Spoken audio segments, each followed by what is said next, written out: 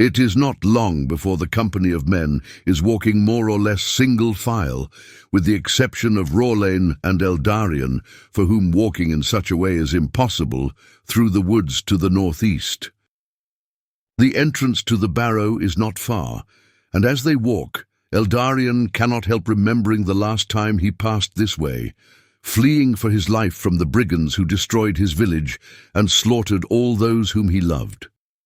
He asks shortly after leaving the confines of Falstead, "Why are we going to the barrow of Seragalaptes?" and receives a reply from Irilov in the usual haughty voice. "Why would I tell you? You shall know when we get there."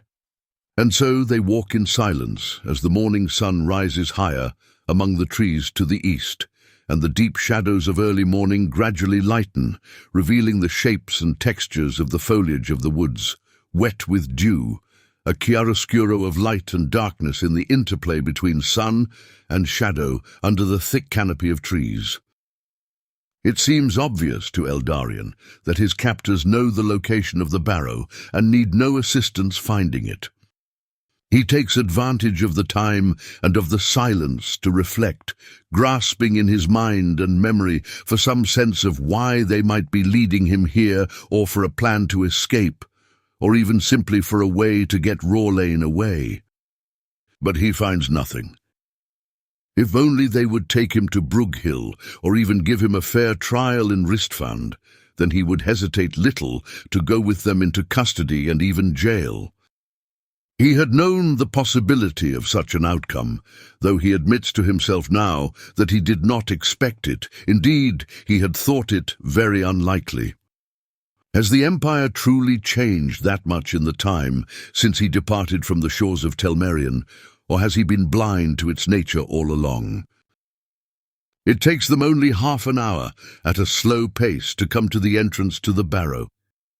They pass first by the sinkhole in which so many years ago Eldarien had unwittingly fallen, and not much further they come to the entrance to a cave yawning wide in a great cleft of rock, like an upside-down V formed by two immense slabs of stone.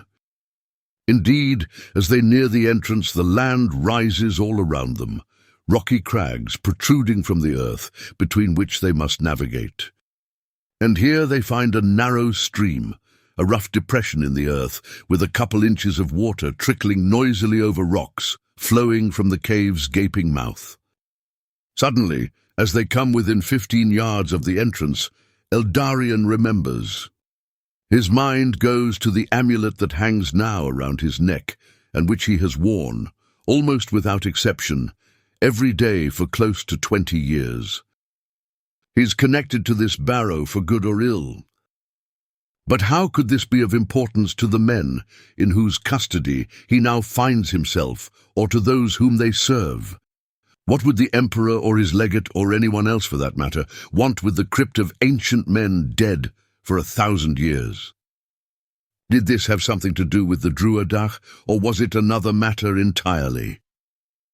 Finding that these thoughts only served to confuse him still more and to stir anxiety within him, Eldarien turns away from them and tries to focus on what is happening before him and around him. But the words of the inscription upon the amulet ring now in the ears of his mind. Achen Telmeria Yasuria. For Telmerion and her people. The company stops at the mouth of the cave, and Eldarien turns his head and looks for a moment at Rorlane, whose face betrays distraction. He seems also to be running through his mind, searching for a way of escape, but also determination. He has by no means surrendered to their fate. Their eyes lock for a moment, and Rorlane simply nods, as if in encouragement or to say something beyond words, though Eldarien is not sure exactly what he intends to communicate. Many of the armed guards sit among the large rocks strewn about the cave's entrance, but Irilov turns and looks at his two prisoners, placing his hands on his hips. A few birds chatter away in the trees nearby, and their song mingles with the rhythm of the creek in which the men are nearly standing. There is a moment of expectation, a pause, as if everyone, including the captors, is drawing in a breath before a deep plunge into cold water or into unknown darkness. I must thank you, for you have made your capture incredibly convenient for us. Irilov says at last, with laughter again in his voice.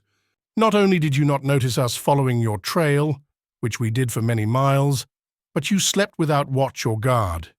Indeed, and you came to the very doorstep, as it were, of where we wished for you to be.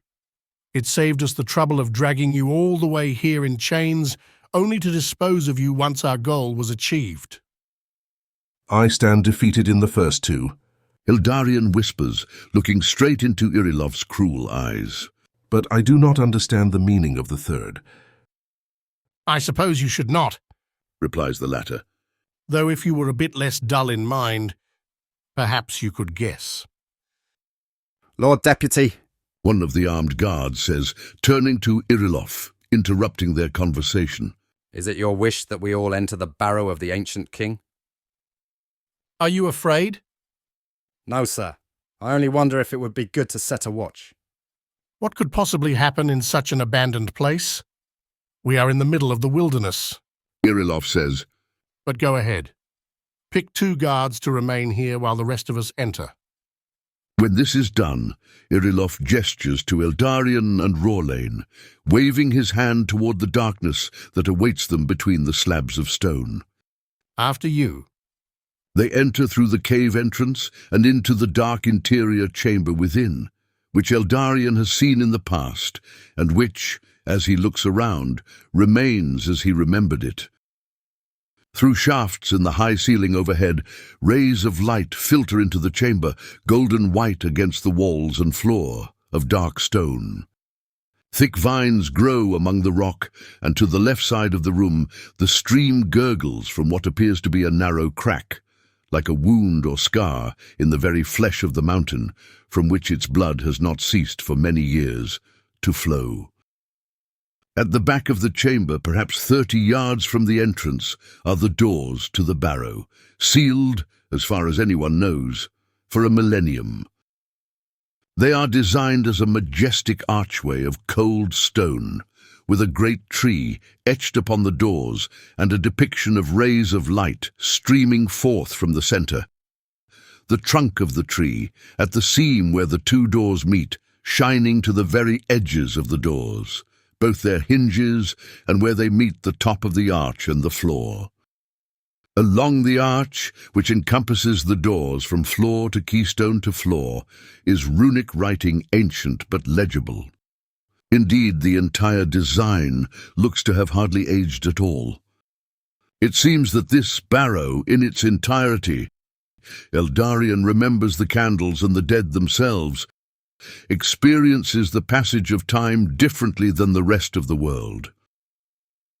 Irilov and the other 7 men enter directly behind the 2 captives, and they freely inspect the chamber. Eldarien notes their expressions. It seems that none of them have been here before. After a few moments, Irilov turns to Eldarien and commands, Open it. I really don't know how. But you have been here before, haven't you? Irilov asks. What makes you think that? Do not play games with me. There are a sufficient number of persons who know of your special treasure and where you discovered it. I really don't know what you mean. Eldarien says flatly. Truly. Irilov growls. Eldarien stands his ground. He has only told a handful of persons throughout his life of his experience in the barrow, and all of them he trusted deeply. As for the amulet, he has kept it a secret from all except those whom he has encountered since returning to Telmerion. Of course, it could have been seen any number of times, during changing, during training, or even simply slipping out from underneath his shirt during the ordinary affairs of life. But what would distinguish it greatly from any other pendant or memento? And even if its age and the runes upon it were noted by someone as marking it as a unique and ancient artifact, how would they trace it here? I do not believe that those in whose command I act were mistaken. Irilov continues. It has long been known that the captain from Falstead carries a token of his clan from ages long past. Only recently, however, did anyone expect it could be more than that. To whose command do you refer? Eldarien asks. Lord Durin. Dern, Mooses Irilof. I did say I represent him, and I do. But no, my orders come from higher. Who? You ask many questions, and I really do not understand why you expect I would answer you. I will be dead soon anyway, so what harm is there in me knowing those responsible for what is happening to me? Eldarien asks. You are responsible for what is happening to you. Irilof smirks. And that command indeed comes from Lord Dern, or at least part of it does. For the rest, you shall go to your grave without knowing. Have it your way. Eldarien sighs. I will. Irilof now begins to pace slowly before the two men, looking at them with his hands locked behind his back. Eldarien notices that Rorlane is watching his every move, though he has remained silent throughout this entire exchange. Irilof eventually speaks again. Your little token only fell under the gaze and interest of certain important persons when their aims led right to your doorstep. And then a little, how shall we say, persuasion was necessary to get people to talk. How could anyone talk if there is nothing for them to know? Eldarien asks. You mean, how could they talk if you tried to keep it a secret? Or rather, if you kept most things a secret? Irilof stops pacing now and looks directly at Eldarien. Anyone will talk if you give them something that they want in exchange, whether that is the desire for gain or the release from suffering. You are sick. Me? I didn't do it. That was the work of others. I am just the one who gets the glorious role of finally unlocking these secrets. Eldarien tolerates this conversation, surprised as he is that Irilof is speaking so much of things it is obviously better for him and those he serves to keep confidential.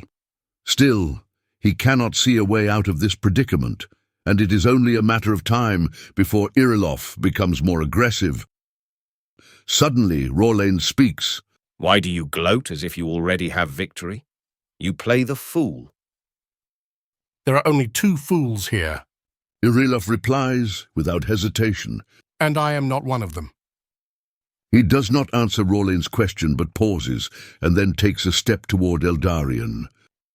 I do grow tired of this, however, so if you will not give me what I desire, I shall take it by force. With this, he begins to search Eldarien's clothing. I know it must be on your person, since my men already checked your other belongings. Eldarien is surprised that he had not noticed this. They must have rummaged through his pack quickly while they were preparing to depart from Falstead, after which they left it, and Rorlane's too, where they had set up camp. When he comes to Eldarien's neck, Irilof laughs. You wear it. Now that I did not expect. Eldarien grits his teeth and bows his head, his heart sinking, though he had expected this moment to come, and Irilof removes the amulet from his neck and holds it up in his hand. Why not? It has no power. Eldarien says. No power, we will see. Irilof turns away and walks to the arched doorway of stone. Eldarien and Rorlane draw near to watch whatever he is about to attempt. He runs his hand along the seam between the two doors and stops at the center, the very space from which the beams of etched light are depicted as emanating. He runs his fingers, then along what appears to be a groove in the stone, and then inserts the amulet into the groove. It is a perfect fit. This is followed by a rumbling sound, and the doors swing outward of their own accord, scraping against the rough floor as they do so. Well, that worked splendidly. Irilof says with a laugh. He turns back to Eldarien and Rorlane and pulls the amulet over his own head, letting it rest openly against his breast. Then to his men he says, Let us descend. What about the prisoners, sir? one of them asks. Bring them. replies Irilov. It will be impossible for them to escape if they are in the belly of the earth with us. And perhaps what they witness will instill a healthy fear into their naive and conceited hearts. Witness. The man says, But Not everything. Of course, you idiot. I know what I'm doing. With that, the company prepares to step through the open doorway and into what appears to be utter darkness. They draw from their packs torches, which were clearly prepared for this purpose, and set flame to them. Then, all together, the 10 persons walk forward into the barrow. They find themselves first in a narrow hallway of rough-cut stone, which begins to descend gradually under their feet. It would indeed be impossible to see anything were it not for the light of the torches. Eldarien and Rorlane, of course, cannot hold torches, but they are surrounded by light and walk forward, having no other choice with the rest of the men. Soon the hallway turns and leads them to the right, and then turns right again, as if progressing back in the direction from which it came, but this time lower, deeper. The slope of the path then gives way to stairs, descending steeply with walls to the right and the left. They follow the stairs, cautiously, because they are not easy to take, particularly in the patchy, flickering light of the torches, and come to level ground again. Here the walls fall away beside them, and they step into a large underground chamber, much larger than the entrance chamber, though completely dark, with no native sources of light whatsoever. Here, even with the torches, they can see neither walls nor ceiling. They stand only in a patch of dim light staring into blackness. The air is cool now, though not still. Rather a subtle breeze, more like a breath from the depths of the earth, stirs across their faces. The sensation creates an eerie sense of space, as if reaching out into darkness, hoping to find an object to stop one's fall, only to find nothingness. Search the chamber. Irilov says, sending 2 men to the left, 2 men to the right, and 2 straight ahead, while remaining himself with the last man beside his captives.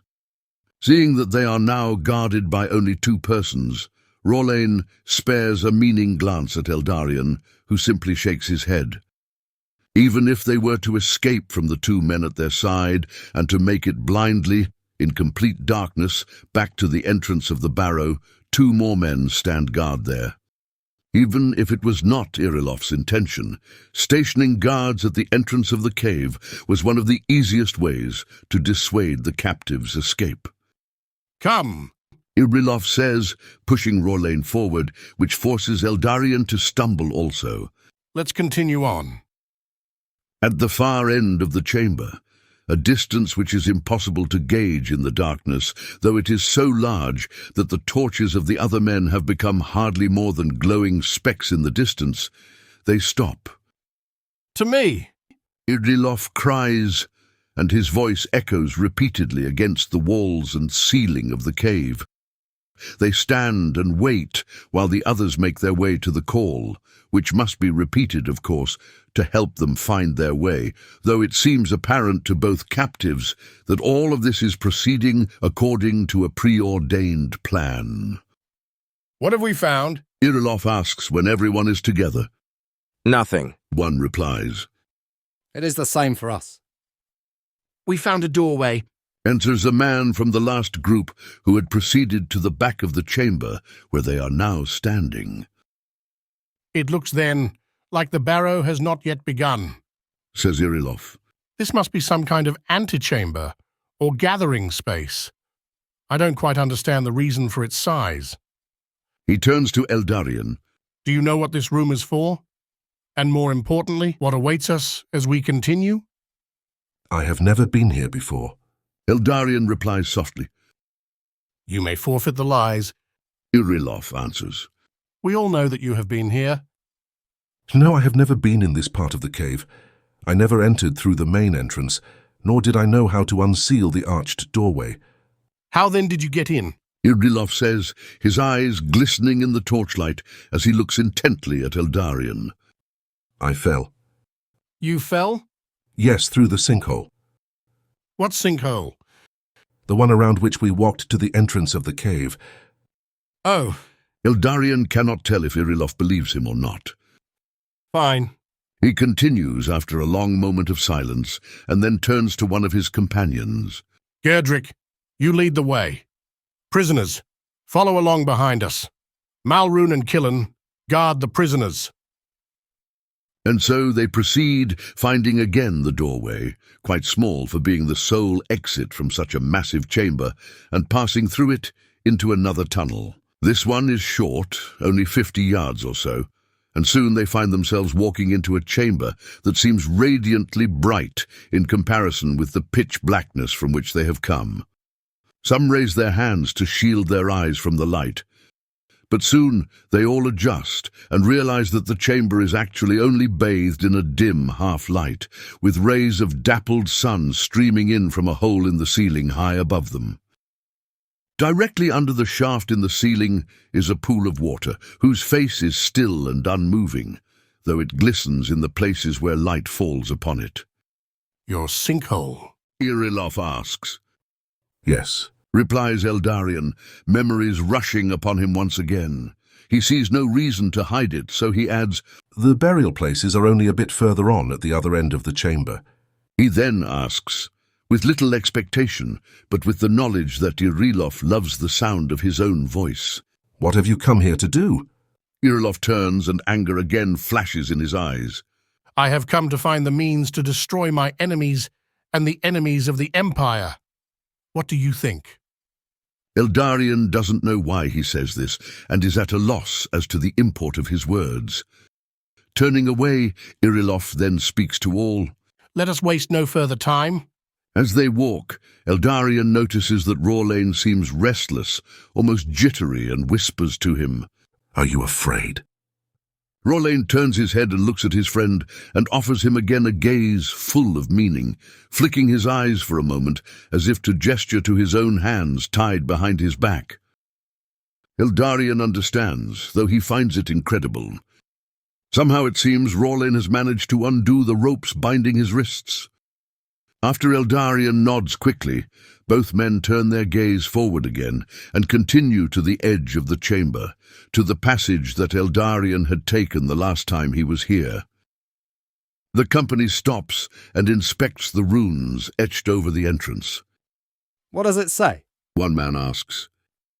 How would I know? Irilof replies, but is cut off by Eldarien's quiet voice in a chant-like tone. Among the shadows lie the many fallen under blade of foe, or by illness smitten or age's plight, awaiting day's coming, dispelling night. All turn to look at him, faces marked by surprise, some perhaps even by fear. Killen says, Descendant indeed of the mighty clan of old. Do you people of the Galaptea still live lost in ages past? We are all of us descendants of ancient clans, is Eldarien's terse reply, and with that they proceed. As soon as they come among the tombs, the familiar sense of peace that Eldarien had known last time he was here returns. No one else indicates that they feel it. Rather, to his anger and disgust, the members of the company find no qualms with digging among the bones of the dead for ancient treasures, or even perhaps out of mere curiosity. Clenching his jaw, he tries to turn away, but the words come out of his mouth. Are you looking for something? Oh? Irilof glances at him. No. Or rather, not something that can be found among the corpses of ancient men. Eldarien shakes his head and tries to focus on the light of the ever-burning candles while they continue forward, clinging to the subtlest hint of peace that has lingered underneath his anger and frustration. Are these never extinguished? He hears Gerdrick say ahead of him. The candles? Replies another man. It is an old legend that they do not, but maybe our hosts have instead lit them just for us. Hosts? Thinks Eldarien. Let's split up.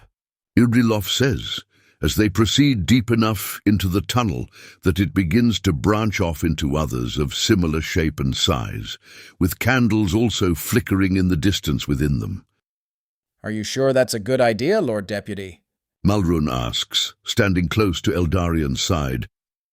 This is the first time that Eldarien tangibly feels the man's fear, and indeed, through this, he becomes aware of the fear of all the men. But why are they afraid? They are only in an ancient cave filled with the tombs of the dead. I do, replies Irilov. They must be here somewhere, and we need to find them. Just remember what you are to say. They? Rolain asks thoughtlessly. That is none of your business, says Irilov. Then he turns back to Malrún and says, Actually, bring the prisoners ahead of us into the deepest tunnel. He pauses, and his eyes betray malicious intent. I really loathe the trip to Ristfand. If something were to happen to them here, then of course it would be unfortunate, but convenient for all involved. Yes, Lord Deputy. Malrún says softly, his voice strained. Kill and go with him. As you wish. The four men proceed along a side passage among the slumbering bodies of the dead for a good 10 minutes. As they walk, Eldarien senses something else mingling among the peace and militating against it, as if it seeks to squeeze it out and replace it. The feeling is fear. It is not a specified fear, however, like the fear of imminent death, which both he and Rolain are expecting but hoping to avoid. It is rather like fear itself, a constriction of the heart, a dulling of the mind, which threatens even to suffocate and paralyze the body. As he tries to navigate this sense, he becomes aware that the others feel it too, or rather, he becomes aware that it saturates the air around them, like an invisible fume poisoning the atmosphere. I think we should go back. Malrún says. He turns and looks imploringly at Killen, and then his gaze falls upon Eldarien. The latter sees the terror in his eyes, as if he is on the verge of either breaking into tears or into flight. And then Eldarien notices for the first time that the bundle carrying his and Rolain's weapons is tied to Malrún's back, certainly a mistake on Irilov's part. He knows that Rolain is aware of it too, and he is afraid of what he will do in an attempt to get the weapons. Malrún, Eldarien begins, his voice soft. Could you please let us go free? I assure you that we will do no harm to you. Indeed, if I can, I will help you back to the entrance of the cave. He sees confusion mingle with the fear in Malrún's eyes. He is not thinking clearly and cannot make sense of Eldarien's words or discern his intent in speaking them. I wish nothing but to aid both the people of Telmerion and the Empire, insofar as both may be sought in truth. Eldarien continues. Surely you wish for the same, do you not? You are from Telmerion like the rest of us, so why punish a man who is your brother? Don't listen to him. Killen growls. He's trying to take advantage of whatever it is in this place. His voice grows thick with anxiety as he tries to force the words out of his mouth. I assure you we wish only well. Rolain adds, and Eldarien is surprised to hear fear in his voice too, though he is clearly doing his best to shrug it off. As he stands here in the suffocating atmosphere, Eldarien cannot help recalling the sense of darkness and dread that he had felt upon coming to the abode of the Eöten. Does a similar darkness now reside here? Before he can think any further, however, he hears a voice coming from further down the passage, not the way from whence they have come, but ahead of them. He tries to make out what is spoken, but it is not words, not an intelligent language of any kind, but a form of intermingled growling, garbled with guttural noises and raspy breathing. All four men unconsciously take a step back. The source of the voice draws near with a sound of shuffling footsteps, first dimly visible among the vigil candles, and then unveiled fully as it steps into the torchlight. It is not human, or at least not a living human. In the form of a man, it stands on two legs, arms hanging limply at its side and chest heaving as if breathing laboriously. But its flesh is as though desiccated, rotted away from muscle and bone. Hollow cheekbones protrude under empty eye sockets, from which nonetheless a keen gaze looks at them. The gaze feels as though being looked at by pure darkness itself, pierced by an abyss of anguish, evil and despair, which pierces the very soul. Who are you? Cries Killen, drawing his sword and holding it before him. What do you want with us? The creature answers in the same guttural noises and takes a step forward.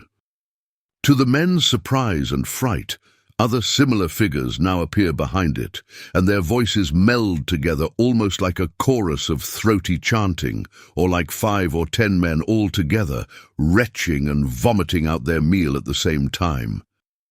The combination of the sight, the sound, and the atmosphere of fear and despair engulfs the 4 men, and they turn to flee. Rorlane releases his bonds, hiding his freedom no longer, and bends over and cuts the rope joining their legs. Where he found the knife, Eldarien does not know.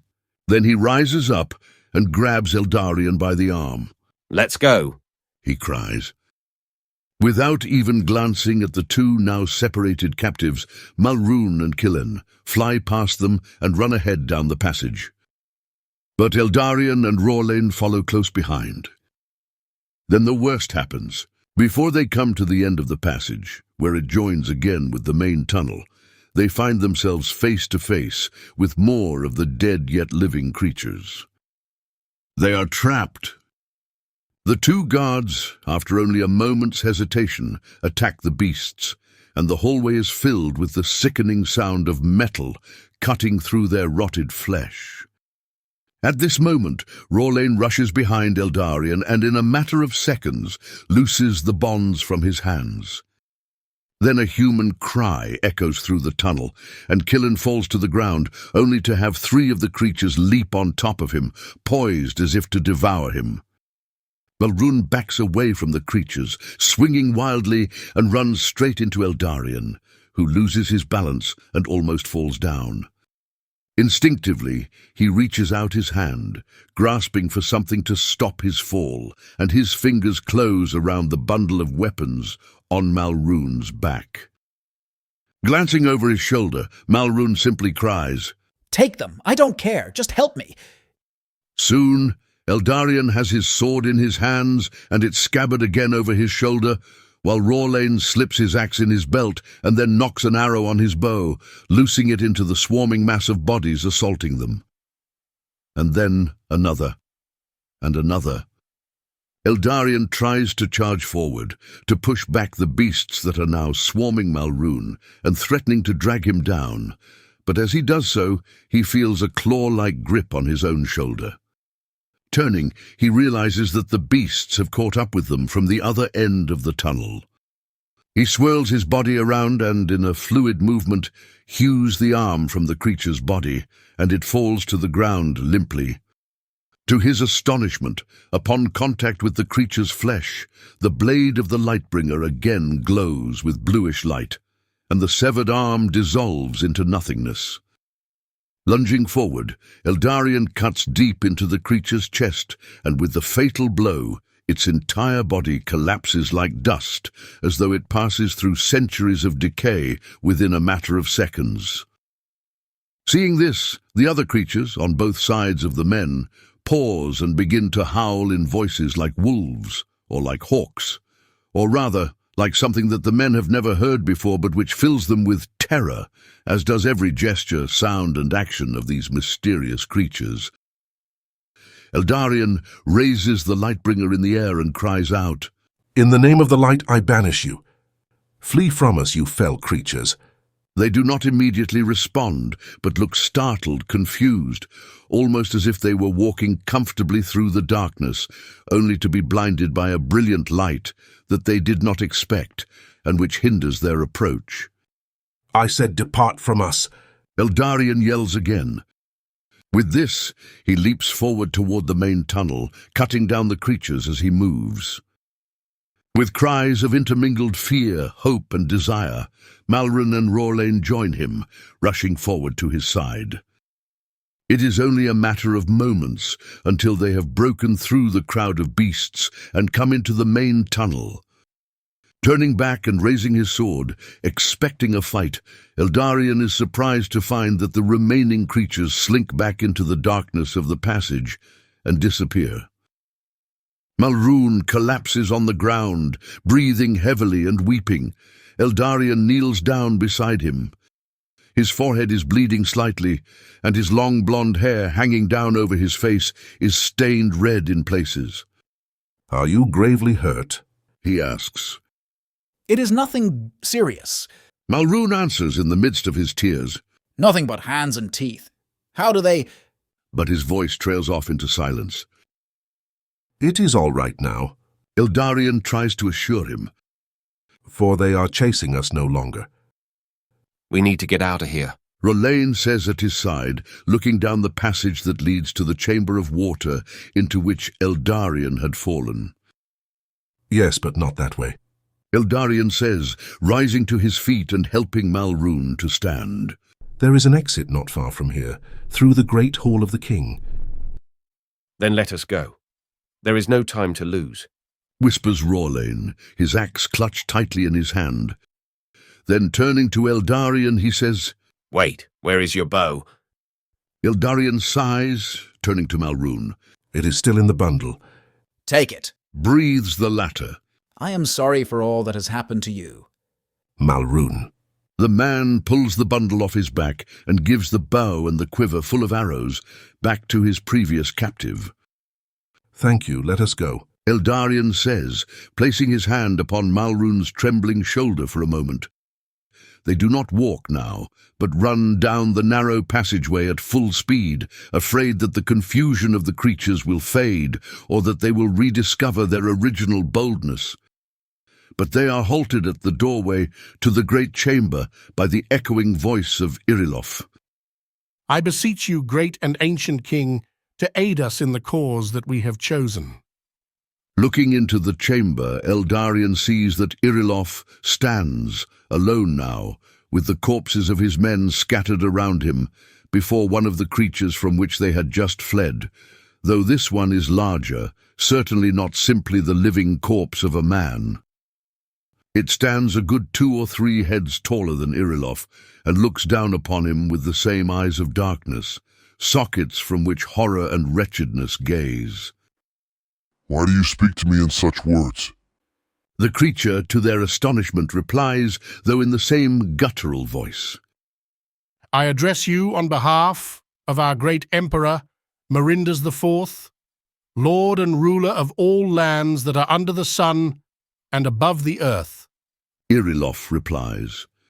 His voice is not haughty now, but strained, touched by the same fear that has now permeated the entire barrow. But he does not give in to it, and continues to speak. My lord wishes to revive your reign among the people of Telmerion, since none of the people of this land, lost and weak as they are, can justly rule themselves. He wishes, Irilof finds it important to add, only for the good of the people of this continent. "You misunderstand me," replies the creature of darkness. "Why do you address me as the ancient king?" You stand here upon his very burial place. Surely it is you. Irilof answers, stuttering. The creature then laughs a terrible laugh, devoid of all mirth. Irilof has found his match in mockery. "I am no ruler of men," it says after its throaty cackle has died away. "but I understand the things that are said between your words, where you are unwilling to speak. And I have already sought counsel with the greatest of our order, and I have awaited your arrival, knowing that you would come. So return to your petty emperor, and tell him that we are willing to use him and his aspirations for as long as it serves our purposes. Or rather," the creature laughs again. "tell him the words he wishes to hear. We will march with you to whatever place you desire." Very well, I thank you. We shall soon bring the might of the Empire, and your might, great one, to the city of Ristfand. Irilof concludes softly. With this, he steps away from the creature and looks about the hall, clearly searching for the way out. Seeing it, he scurries away like a rat freed from a trap, and is gone. Should we go after him? Rorlane asks in a whisper at Eldarien's side. How? Mulroon asks. You have a good point. Should we go back the way we came? I wonder if we could... Eldarien begins. You don't think you can fight that beast, do you? Says Mulroon, interrupting him. I don't know, but I do sense a power in it far greater than I have felt in any of the others. Eldarien pauses and thinks for a moment and then nods. It would be better to get out of here safely. Risking our lives would be worse than anything else right now. We need to go warn others about what we have witnessed today.